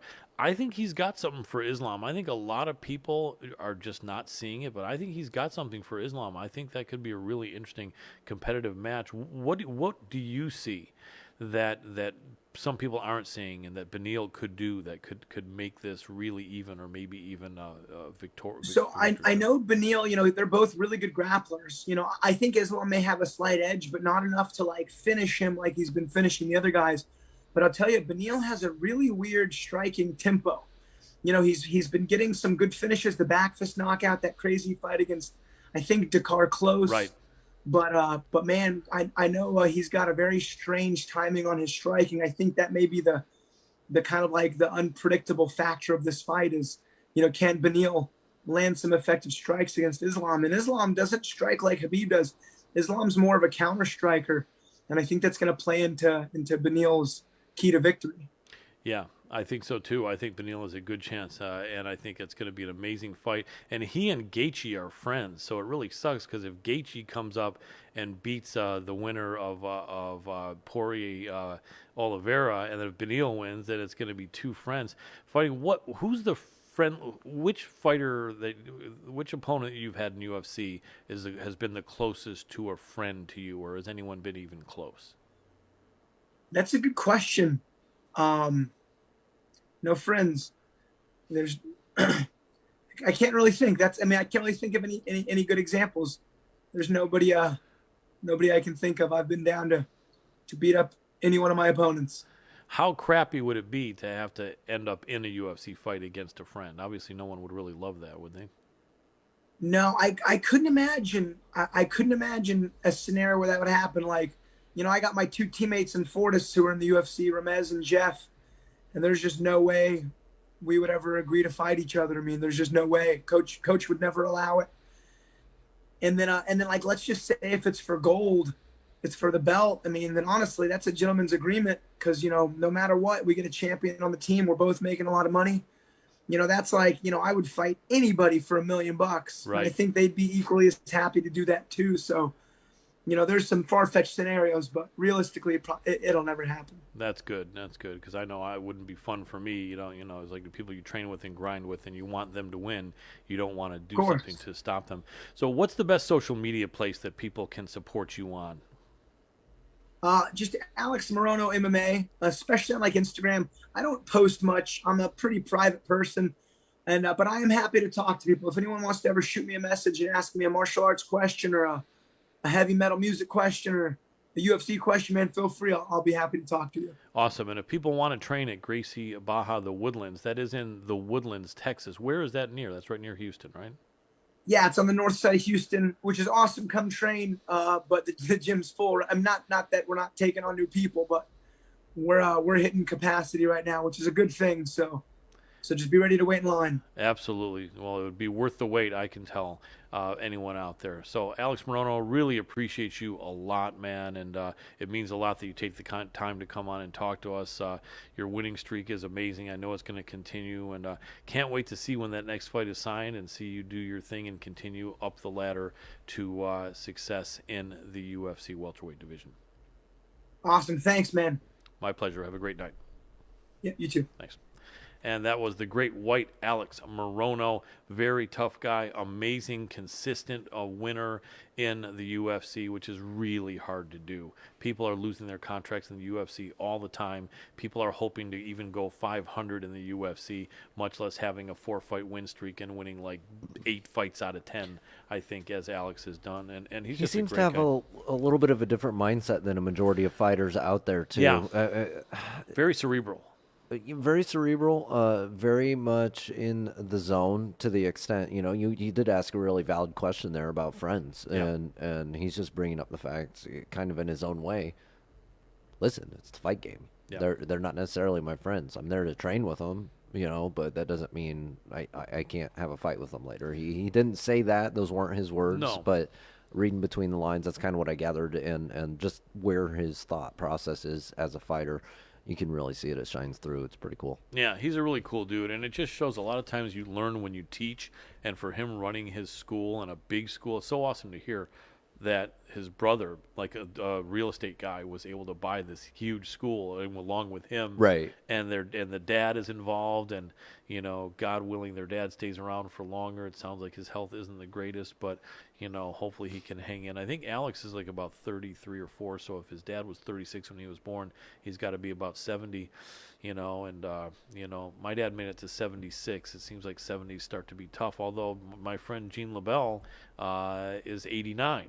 And so you never know. I was going to say, my grandfather was kicking hard until he was about 85, 86, and then he started sliding a little bit, but he was still doing pretty good because he was just active. So you never know. Yeah, it also depends on whether you get a condition or a disease or things start failing. It's so hard to know. Some people do the right thing all the time, and they're healthy. And then like the fitness expert of the 50s and 40s, Jack LaLanne, everyone was sure that he'd be the guy at 100 that was still going to be able to do 20 pull-ups and 100 sit-ups because he kept doing it. Then all of a sudden he had some heart surgery at 92 that didn't go well, and then he died. But before that, months before that, he was doing 20 pull-ups and 50 chin. It's crazy how that happens. Yeah, it's There's just a certain age where your body just doesn't want to react the way it used to. Yeah, I mean, I'm starting to notice that already, and I'm not that old. Right, I am a smoker, so. Yeah, one thing that I do notice is that over in Asia, there are some older people that look so amazing at like 95, 100, and I think that maybe just the really good diet for many years. I think I remember reading something. It has something to do with both the fish on their skin and rice. Something has something to do with literally. I'm not trying to make a joke here. I believe it, and just also I think I could be wrong on the rice thing, but I know the fish does the benefits from the oils and the omega fats are really good for you. Mercury is causing other issues, though, so be careful out there. Don't go starting to just eat tons of fish in 2021. You don't know where how much mercury's in there. Could be nasty. That's true.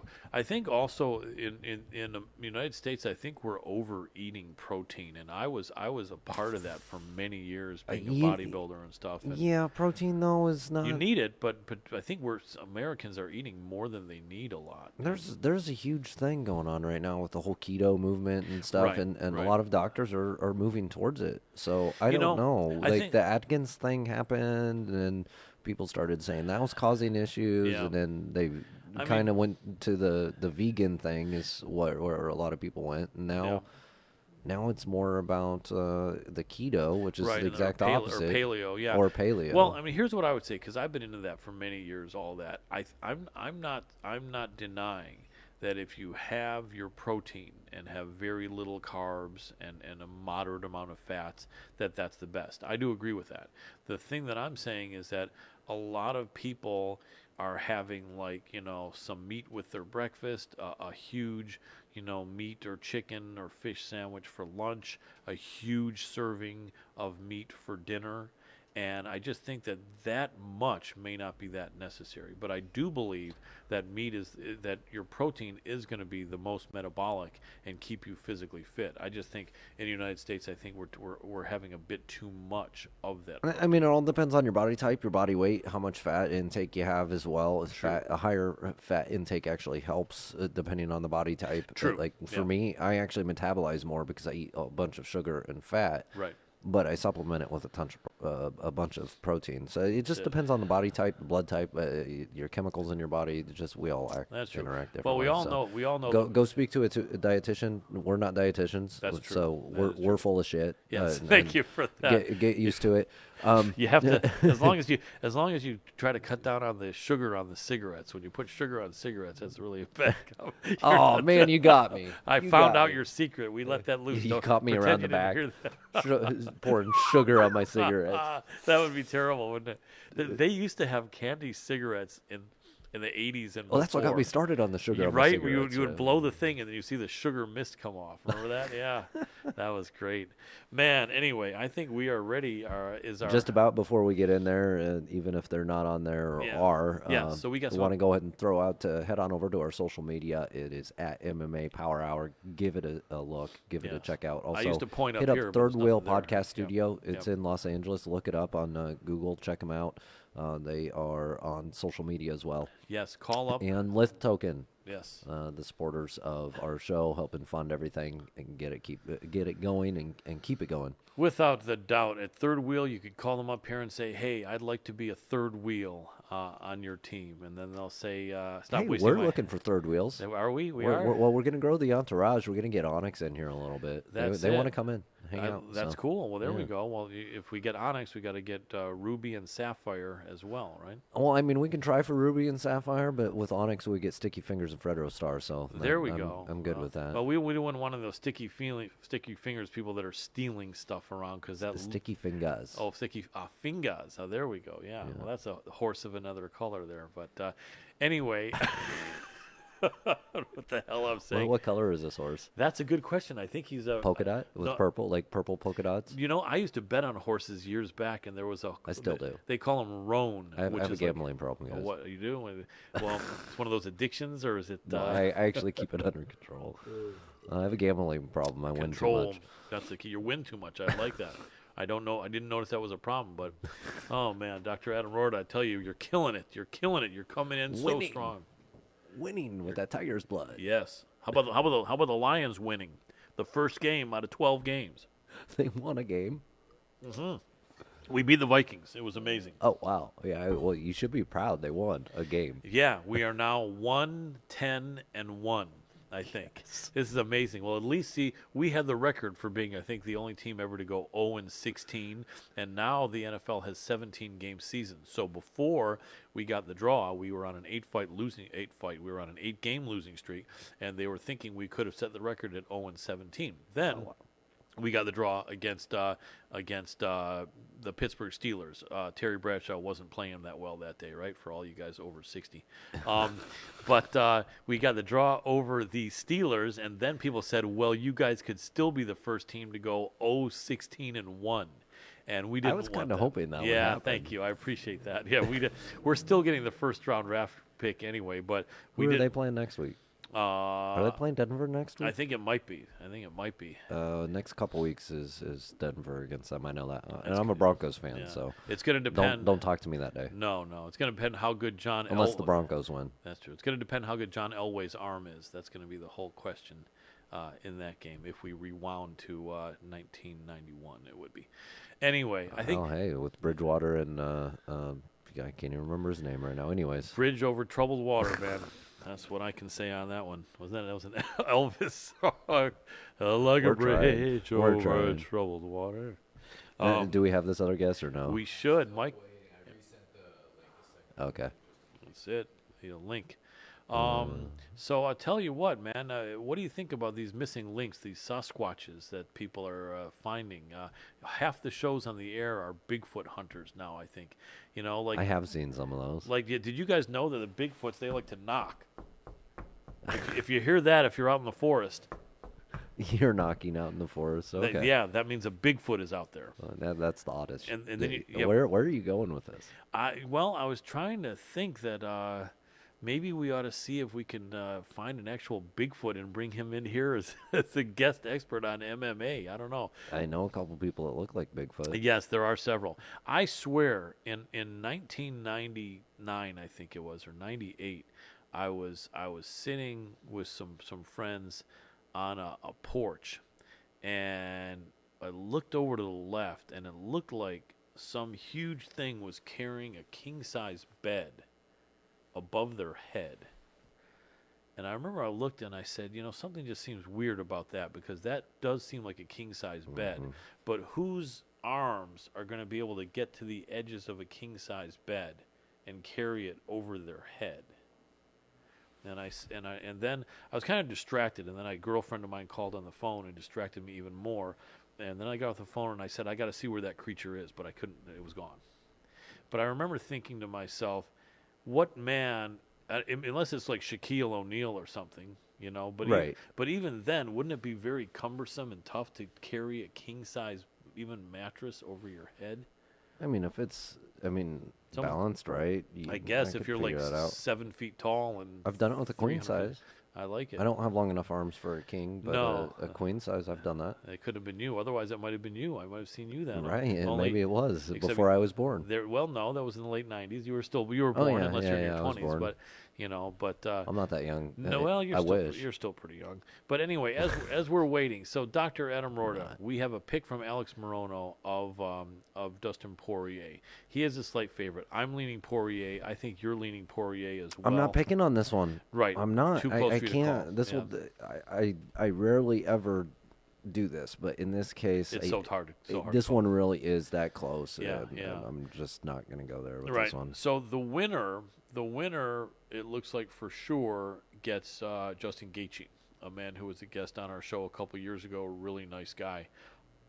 If And it's that makes sense. yeah, if it's Gaethje, Oliveira, most people pick Gaethje. They've never fought before. If Oliveira got on top on the ground, submission-wise, Gaethje could be in some trouble, but Gaethje's wrestling is far superior to Oliveira, so many people feel that fight stays on the feet, and Gaethje just lights him up. If it's Right. Gaethje-Poirier, then that's a rematch of a really good fight from 5 years ago. Right. However, it was one of the last fights before Justin Gaethje became Gaethje 2.0. It was back when Gaethje didn't move his head at all. Where he was the Arturo Gatti, for those of you who watched boxing in the 90s, of MMA, and didn't care. He just wanted to jump in the fire. And Poirier's boxing technique was more crisp, and Gaethje didn't move his head, and eventually Poirier wore him down Right. and stopped him. And but Gaethje is now Gaethje 2.0. And I think that rematch would be really, really great. I think that would be just a sick fight. Either way, Yeah, Gaethje 2.0, I think, against either of these guys, honestly, that one I'm going to call right now. Gaethje's taking and it. you got Gaethje. Yep. Man, because he would love to get that one back against Poirier. He would love to get that one back. That'll be a more exciting fight to watch. Because of that, I want Poirier to win this fight So that you get Gaethje. so that he gets Gaethje, because that's really, you just watch what Gaethje and Chandler did, and Yep. Gaethje just pulling that out. He dominated, but him coming in against Poirier is going to, Yeah. in this rematch, it's one that really is going to probably end up the exact same way, and I want to watch another fight like that. That was one Right. of the best fights ever. It was amazing, but with a different winner, with Gaethje winning this time. Yep. Yeah, I think so. Now, No, and before that though, I'm talking about the Gaethje Chandler fight was one of the best fights. to yes, watch. it was. That was great. Yeah, that was such a sick fight. The, Really the exciting. men had to pull one out after Weili and Joanna. And Yeah, this one really was that. About what, a year and a half later? About a year and a half later, Yeah. without a doubt. Yeah. Now, Beneil is set to fight Islam. I'm glad that Alex did back me up in the fact that Beneil has a good chance. They're making him about a 3-1 dog right now. That doesn't make sense to me. Yeah, well, No. you know what? They feel Islam is like maybe not Khabib 2.0, but Khabib's the second coming of Khabib. And Beneil's also a beast. he really is. He really, really is. He's the most underrated fighter in the UFC. Yeah, I think so. Probably I think in so. all of MMA. Yeah, I mean, you know what's interesting? We got him on the show first. It was either off a loss or off of having his first win of this streak. And since we had him on the show, he has won, I think, 7 fights in a row. Right. And so it's, and I know he appreciates us. I know you guys haven't seen him on lately. Management at the high level is only allowing some of these top 5 guys to be on ESPN for interviews. So you saw him do an interview with Brett Okamoto. It was a good interview. And but we still really appreciate Beneil and have always been behind him, and I think he's going to make it.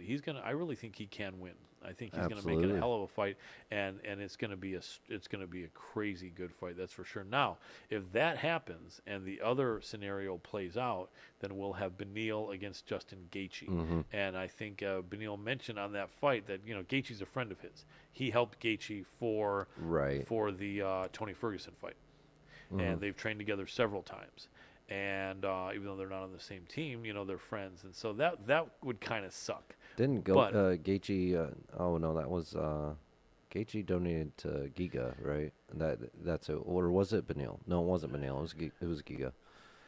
Gaethje and Gaethje's he's just an all around great guy. yeah, he really is. Yeah, Giga is a training partner of Benil, and they're training over there at Kings and Gaethje at Elevation Fight Team. But man, that you'd almost hate that fight because they're such good friends. But at that point, it would be for the title, and it would be for some serious money, and you have to do it. I mean, just like I think Alex was saying, if someone wants to pay him $1 million for a fight, he's going to fight whoever that person is. Right. And who wouldn't, you got to do that. But it does end up being tough. I if you mean, have to I fight friends. probably wouldn't. I have other ways to make $1 million. Yeah, I guess. Although I think when you've trained so many years for I'm not fighting, going to the back alley. No, right. But for fighters, a lot of times these fighters are so good because they've devoted their whole life to fighting, and they don't have these other avenues necessarily of making that money. Not only that, but you don't want to be known as a fighter who they came to you when you're at the highest level in a title fight, and they said you got to fight your friend. It's a big payday, and you could be. No, champ. I understand And that. you As say no, a fighter, you can't say no. If Yeah. I were to have gone down the fighting route, yeah, Right. I mean, you would do it. 100%. Yeah, for sure. You know what I mean? And but definitely interesting. But I'm not taking those whiteout hits anymore. No more. I decided a long time ago. You'll just take the whiteout when you type something up and you make I don't an use error. I don't use No, whiteout that's- for it. When was the last time anyone used that? About 20 the last years time they ago. used paper? That's true. I mean, did the whiteout industry went from making like several $1 million a year for the companies that made whiteout to like zero, pretty much. It's almost like imagine how much the post office was making before email, right? You had no choice. If you didn't want to Right. talk to someone, you had to mail them a letter. How much does whiteout cost now? Whiteout's got to be, it still should be cheap, I would imagine, but it's probably gone up incrementally. Well, first off, it's gone up with inflation, but it's Yeah. also probably expensive because they stopped really making That could be it. Mike, do you guys have any whiteout over there by any chance? We do not. No, I was gonna say if you did, then what that reminds me of this old game show. It's not cheap anymore. No. I figured. Yeah. No, so it's like $5 for a thing of remember those bottles, Yeah. the big whiteout, Yeah. and then you have the little roll-on kind. That's like $3. Yeah. You know what that reminds me of a game. Whiteout pen is $4. Yeah. There was a game show I used to watch at my grandparents' house many, many years ago. Let's Make a Deal. And they would come to people in the audience who were all dressed up like it was Halloween, and they'd come over to a guy and say, "Okay, I will give you $100 if you happen to have a woman's bra in your pocket." The guys would be like pulling their pockets out, and they'd come over to a woman and they'd say, "If you have a boxing magazine in your purse, I will give you $200." And people look at, so once in a while, then people would bring all kinds of weird shit because of that, and once in a while, like someone would have it. They'd pull it out of their purse or their pocket. The guy go, "Here you go. Here's your money." But that was some of the fun we had to have years ago when there wasn't the internet or your phone. You had to be going on to game shows and doing some silly, stupid shit. But that's part of history. Your grandparents will tell you. Anyway, I had a buddy who, an old roommate actually, his name was Andrew. He won a car on the same show. Oh, so, wow. yeah. Yeah, that's right. I remember now because then they would do that goofing around and they'd have the real contestants on there.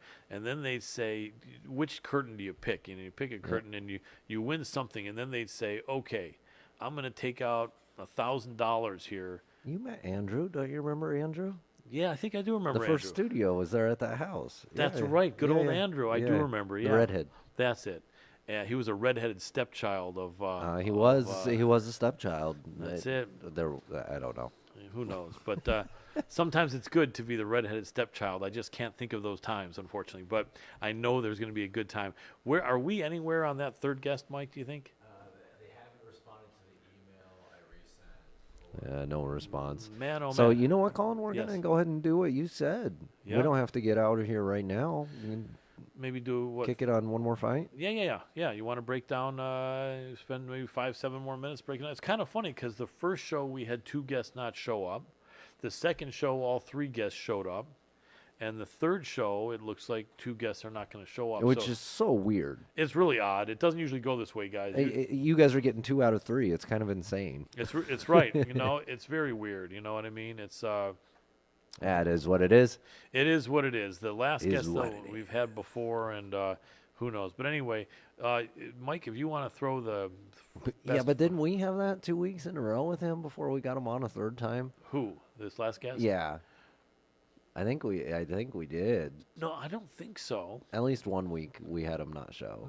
Maybe I don't remember. Yeah. We had a good interview with him, but let's see. There we go. Okay. So that fight is on with Jeff Neal and Santiago Ponzinibbio. Now, how many people named last name Ponzinibbio do you know, Adam?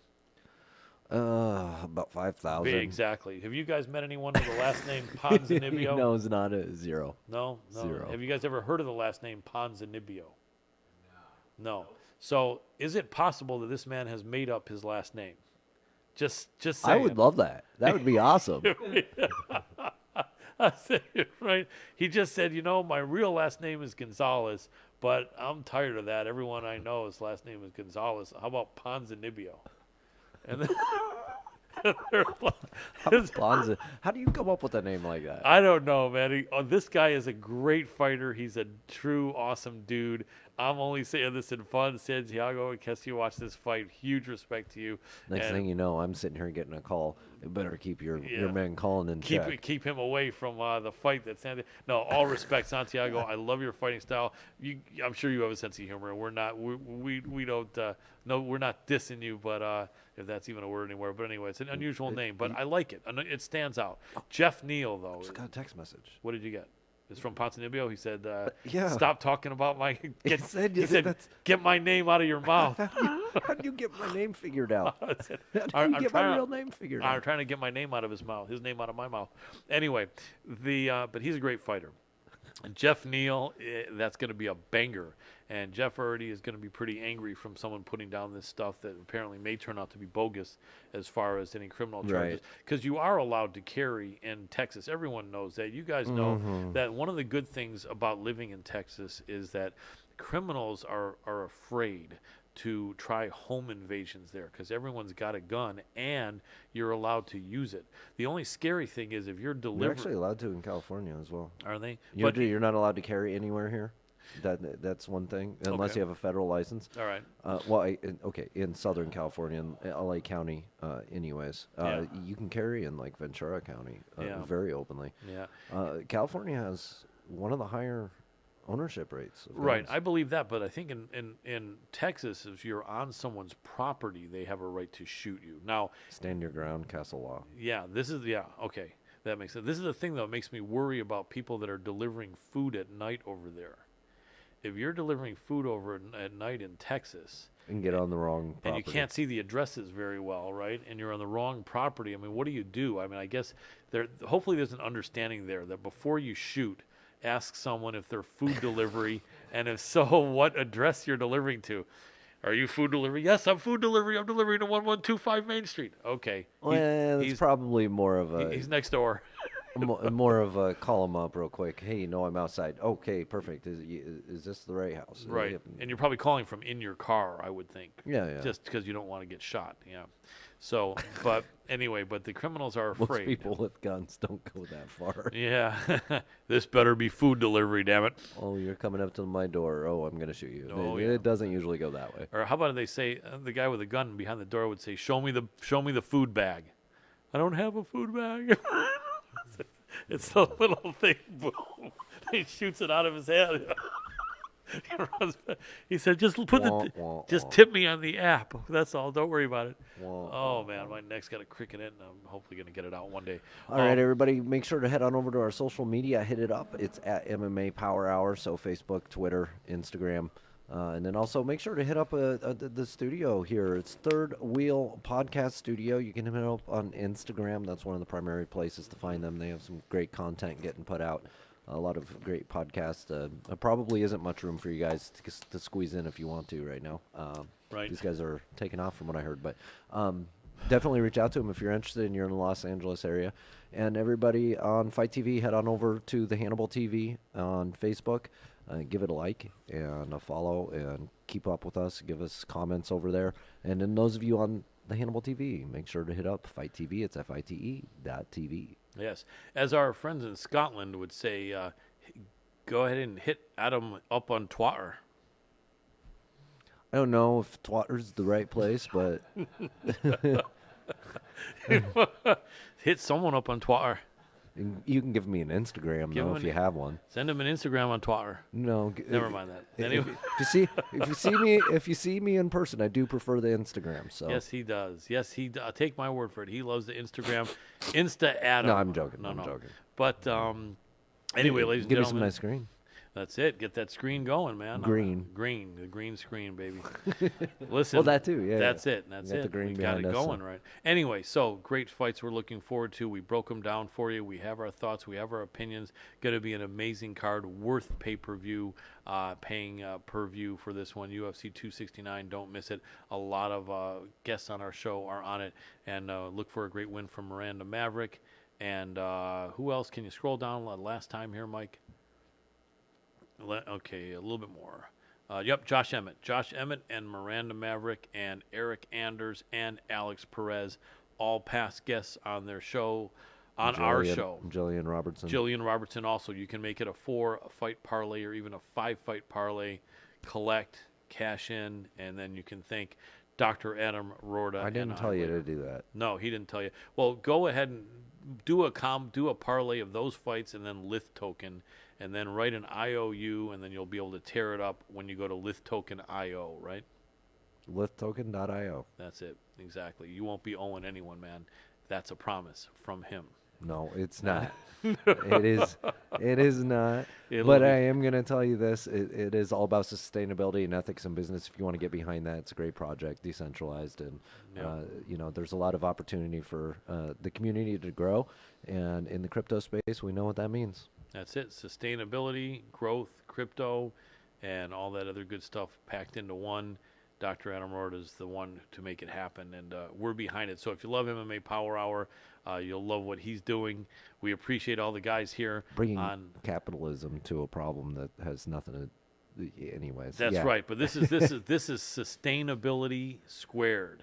This is sustainability cubed. This is the highest Done the amount. right way. This is exactly sustainability done the right way, and you do it, and we try to do it too. So we'll be trying to sustain the show here, and it'll help if our guests show up, because then we'll be even having a greater level of sustainability. Did I put that Well, right? I do have to say the largest name of the bunch came on tonight, so Yes. thank you, Alex Morono, for coming on. That's Yes. very appreciated at this point. Absolutely. And you guys, I'm going to go ahead and talk to you, Colin, right now because I'm done talking. Yes, If are you you- want to go ahead and bring us out early, we can go ahead and tap out early. You want to? Yeah. I'll do a 2-minute goodbye here since we have 11 minutes. Okay. So thank you, Dr. Adam Rorda, for all you do. Appreciate you, Mike, and what the heck, Mike and Harris and Fred. No, what is it, Mike and Harrison and James. I was close. Mike, Harrison, and James, appreciate you guys a lot, sincerely. And so want to thank all you guys for your support. We're going to continue to put on good shows, and at least hopefully you think they are. We're open to any constructive criticism. We do try to have our guests show up. Most of the time they do, but hope you enjoy our banter. Go out and spread the love in a positive way. Be that guy, be that girl. It's a cold winter. A lot of people are hurting. A lot of people are sick, have injuries. A lot of people have terminal illnesses. I have people around me. It seems like more and more that are dealing with these things, and I'm there for them, and it's tough. God bless them. So pray for each other. I think it'll help, and be good to yourself, be good to your family. Call people that you haven't called for a while, and let them know that even though you maybe have not been there verbally, your heart is with them, and that means a lot. And spread the love. Take good care of your pets. They really need to be checked up, and you don't want them to be suffering silently, which is what they'll do if you don't make sure that they get some medical care. So please do that, and give them all the love you can, and you get back unconditional love from your pets. That's about it. Thank you guys so much, and thank you, Alex Morono, for coming on. We appreciate you a lot. For the MMA Power Hour, the entire team at Third Wheel Studios, this is Colin Crandall, and for tonight, I'm tapping out.